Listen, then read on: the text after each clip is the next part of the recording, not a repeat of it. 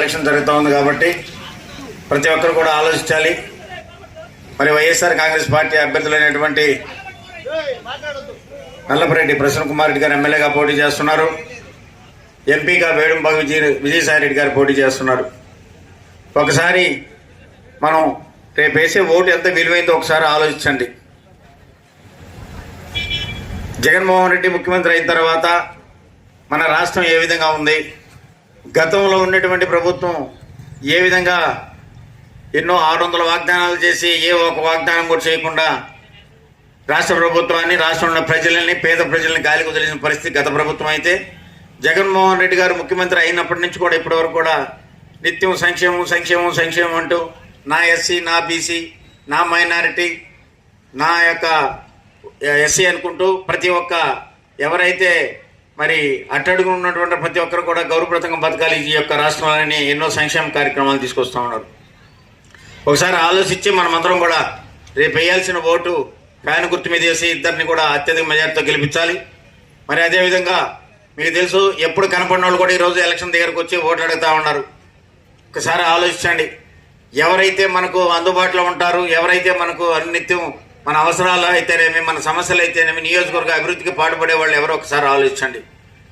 మరి ఈరోజు వచ్చేసి నేను చంద్రబాబు నాయుడు దగ్గర ఏదో ఒక 100 కోట్లు ఇచ్చి టికెట్ తెచ్చుకున్నాను, మరి ఇక్కడ కూడా నేను డబ్బులు పెట్టి కొనుక్కుంటాను, నన్ను ఎమ్మెల్యే చేయను అని కూడా ఈ మధ్య కాలంగా వచ్చి ఒక మహిళ తిరుగుతూ ఉంది. మీకు అందరూ తెలుసు ఆ విషయం కూడా. మరి ఇటువంటి వాళ్ళు మనకు అవసరాన్ని మీకు అందరికీ నేను మనవి చేసుకుంటా ఉన్నా. ఈ యొక్క పద్మనాభ సత్రం గతంలో తలమంచి గ్రామంలో కలిసి ఉంటే మరి ఇక్కడి నుంచి పోవాలంటే చాలా దూరంగా ఉంది. మాకు అన్ని విషయాల్లో కూడా ఈ కూడల నుంచి అన్నిటికీ బస్సులకి అయితేనేమి, చుట్టుపక్కల గ్రామాలు కూడా మా సెంటర్ అయినా కానీ మా పరిస్థితి మేము వేరే దగ్గరకు పోవాల్సిందని కూడా గతంలో చెప్పితే, అప్పుడు శాసనసభ్యులు గారు అయితే నేను కూడా ఈ యొక్క గ్రామాన్ని సపరేట్ పంచాయతీ చేయడం జరిగింది. సపరేట్ పంచాయతీని చేసి ఇప్పుడు మనం నిలబడేటువంటి రోడ్డు 2 సైడ్స్ సీసీ ట్రైన్స్ వేసి మధ్యలో సీసీ రోడ్ వేసి ఈ యొక్క సెంట్రల్ కూడా బ్రహ్మాండంగా కూడా మౌలిక వసతులు చేపట్టడం జరిగింది. మరి ఎవరైతే మా దగ్గర లబ్ధి పొందినారో వాళ్ళు ఇటీవల కాలంలో కొంత డబ్బుకు లోనై మరి ఈ యొక్క పార్టీ నదులు పోవాల్సి వచ్చింది. ఒకసారి ఆలోచించాలి. ఆయన కూడా గతంలో చెప్పా, ఆత్మ పరిశీలన చేసుకోండి, మనం ఏం చేసాం, ఈ గ్రామానికి ఏ విధంగాటువంటి తోడ్పాటు ఇచ్చారు.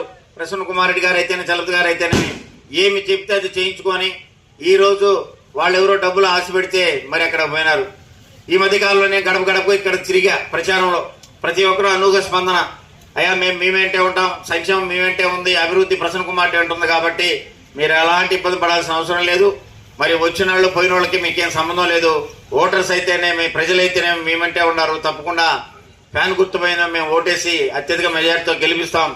నాయకులు పోయినంత మాత్రాన కార్యకర్తలు అయితేనే కింద ప్రజలు ఓటర్లు ఎవరు పోవటం లేదయ్యా, డబ్బుకు దాసమైన పోతున్నారు, వాళ్ళ అవసరాలు తీర్చుకుంటున్నారు. కానీ మా కుటుంబ అవసరాలు తీసే జగన్మోహన్ రెడ్డి గారే, ఈ రాష్ట్ర ప్రభుత్వమే, ఇక్కడ ఏదన్నా మాకు అవసరం అయితే ఆదుకునేవాడు ప్రసన్న కుమార్ రెడ్డి అన్నయ్య, మీరు ఎలాంటి ఇబ్బంది లేదు, మేమిద్దరిని ఏదైతే ఎమ్మెల్యే అభ్యర్థి ప్రసన్న కుమార్ రెడ్డి గారిని మరి ఎంపీ అభ్యర్థి విజయసాయి రెడ్డి గారిని అత్యధిక మేరతో గెలిపిస్తారని చెప్పినారు. వాళ్ళందరూ కూడా ప్రత్యేక ధన్యవాదాలు తెలుపుకుంటూ ఈ రోజు ఈ కార్యక్రమాన్ని కూడా ఈ చిన్న గ్రామమైన ఉదయాన్నే 7 గంటలకు వచ్చినా కానీ మీరందరూ వచ్చేసి మీ ఆశీర్వాదంలో మీ దీవెనలు ఇచ్చిన దానికి, అదేవిధంగా మీ యొక్క ఆశీస్సులు ప్రసన్న కుమార్ రెడ్డి గారికి అంటే విజయసాయి రెడ్డి గారికి మనకు ఉన్నటువంటి జగనన్నకు కూడా మీ ఆశీస్సులు ఉండాలి.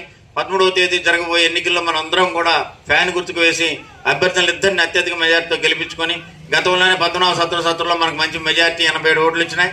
ఈ రోజు కూడా అంతకు మిన్నగా కూడా ఇక్కడ ఈ పంచాయతీలో ఓట్లు తీసుకొస్తారని మీకు అందరూ కూడా ఒకసారి మనవి చేసుకుంటూ సెలవు తీసుకుంటా ఉన్నాను. జై హింద్.